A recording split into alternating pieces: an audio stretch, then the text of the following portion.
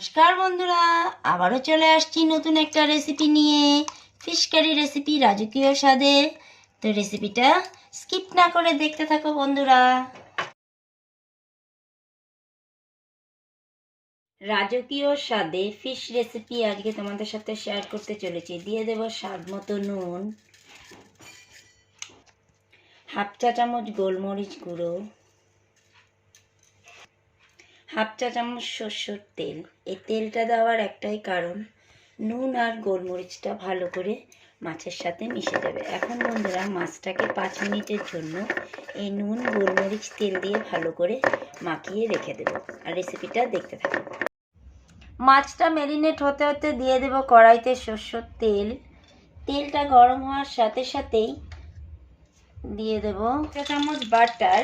বাটারটা মেল্ট হওয়ার সাথে সাথে দিয়ে দেব এখানে মাঝারি সাইজের একটা পেঁয়াজ কুচনো দিয়ে দেব। বাটারের সাথে সুন্দর পেঁয়াজটাও আমার হালকা ভাজা হয়ে যাবে। পেঁয়াজটা সুন্দর ভাজা হয়ে যাচ্ছে, দিয়ে দেব এই পর্যায়ে থেতো করা এলাচ আর দারচিনি 1 টুকরো, 2টো এলাচ আর 1 টুকরো দারচিনিকে আমি থেতো করে রেখেছিলাম, এটা দিয়ে দেব। দিয়ে দেব মাঝারি সাইজের কুচনো টমেটো একটাকে, এটাও দিয়ে 1 মিনিট মতো ভালো করে ভেজে নেব। টমেটো আর পেঁয়াজটা যাতে খুব তাড়াতাড়ি সফট হয়ে যায় তার জন্য দিয়ে দেবো সামান্য পরিমাণে নুন। নুনটা দেওয়ার কারণ একটাই যে টমেটো আর পেঁয়াজটা আমার খুব ভালো করে তাড়াতাড়ি নরম হয়ে যাবে। এখন এই পর্যায়ে দিয়ে দেবো একটা কুচনো লঙ্কাকে, একটা লঙ্কাকে আমি কুচিয়ে রেখেছিলাম সেটাও দিয়ে দিলাম। দিয়ে বেশ আমার ভাজাটা হয়েই যাচ্ছে। এখন এই পর্যায়ে দিয়ে দেবো পেঁয়াজ, কাঁচা লঙ্কা, টমেটো বেশ ভালো করে ভাজা হয়ে গেছে। এই পর্যায়ে দিয়ে দেবো মেরিনেট করা মাছ, যেটা আমি নুন, গোলমরিচ গুঁড়ো আর সামান্য একটু সরষের তেল দিয়ে মেরিনেট করে রেখেছিলাম। এটাকে অবশ্যই গ্যাসের ফ্লেমটা এখন হাইতে আমি রেখেছি, আর পুরো রেসিপিটা মিডিয়াম টু হাই করে আমি শেষ করব। এরকম মাছগুলোকে টমেটো, পেঁয়াজ, কাঁচা লঙ্কার সাথে ভালো করে একটু ভেজে নেব। এখন এই পর্যায়ে এক এক করে মশলাপাতি সব দিতে থাকবো। দিয়ে দেব হাফ চা চামচ হলুদ গুঁড়ো, হাফ চা চামচ জিরে গুঁড়ো, হাফ চা চামচ ধনে গুঁড়ো, হাফ চা চামচ ঝাল লঙ্কার গুঁড়ো, আর দেব হাফ চা চামচ কাশ্মীরি রেড চিলি পাউডার। পর্যায়ে ভালো করে একটু নেড়ে নেব মাছগুলোকে মশলার সাথে, যাতে ভালো করে মাছের মধ্যে মশলা ঢুকে যায়। আর নুনটা আমি এখনও দেইনি, নুনটা দেওয়ার সময় আছে। রেসিপিটা দেখতে থাকো বন্ধুরা। আমার এরকম ছোট ছোট রেসিপি দেখে যদি ভালো লাগে লাইক, শেয়ার, সাবস্ক্রাইব করতে ভুলো না। আর সাবস্ক্রাইব করে আমার অবশ্যই পাশে থেকে সাবস্ক্রাইব করে পাশে থাকা বেল আইকনটা ক্লিক করে নোটিফিকেশন বেলটা অন করে দিও, তাতে করে সব আমার আগে পরে ভিডিও চলে আসবে। দিয়ে দেবো সামান্য পরিমাণে জল, যাতে মশলাটা আমার জ্বলে না যায়।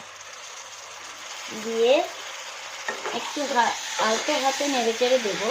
অবশ্যই আমি গ্যাসের ফ্লেমটাকে এই পর্যায়ে মিডিয়াম করে রেখেছি।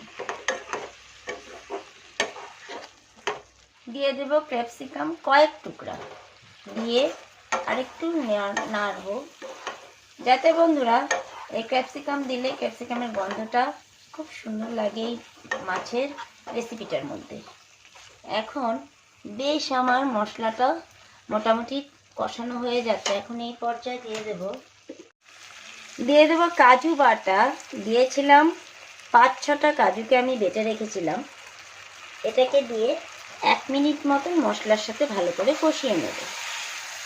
কাজু বাটা দেওয়ার পর ভালো করে আবার মশলার সাথে কাজুটাকে কষানো হয়ে গেছে। এই পর্যায়ে দিয়ে দেবো স্বাদ মতো নুন আর অল্প একটু চিনি ব্যালেন্সের জন্য সামান্য পরিমাণে চিনিটা তোমরা স্কিপও করতে পারো। যারা চিনি পছন্দ করো সবজিতে তারা দেবে, যারা তরকারিতে চিনি পছন্দ না করো তারা অবশ্যই দিও না। তো বেশ নুনের সাথে মশলার সাথে মাছটাকে আরও 1 মিনিট মতন কষিয়ে বন্ধুরা দিয়ে দেব। ভালো করে একটু কষানো হয়ে যাক 1 মিনিট মতো।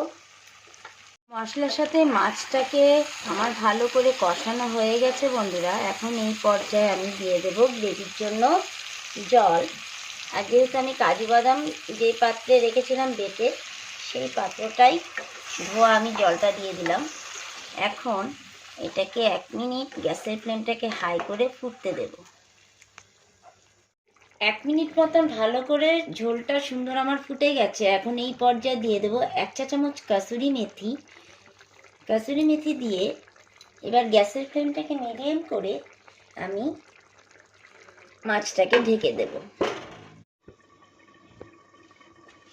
1 মিনিট পর ঢাকা খুলে বেশ আমার রেসিপিটা হয়েই আসছে। এই পর্যায়ে দিয়ে দেব, গ্যাসের ফ্লেমটা এখন পুরো লো করে দিয়ে 1 চা চামচ দিয়ে দেব ফ্রেশ ক্রিম। ফ্রেশ ক্রিম দিয়ে আলতো হাতে বন্ধুরা একটু ভালো করে নেড়ে চেড়ে দেব। তো রেসিপিটা আমার কেমন লাগলো অবশ্যই কমেন্ট করতে ভুলো না। তো বন্ধুরা ভিডিওটা আমি এখানেই শেষ করছি। দেখা হবে আবারও একটা সুন্দর নতুন রেসিপিতে। তো সবাই ভালো থেকো, সুস্থ থেকো। আজকের মতন টাটা।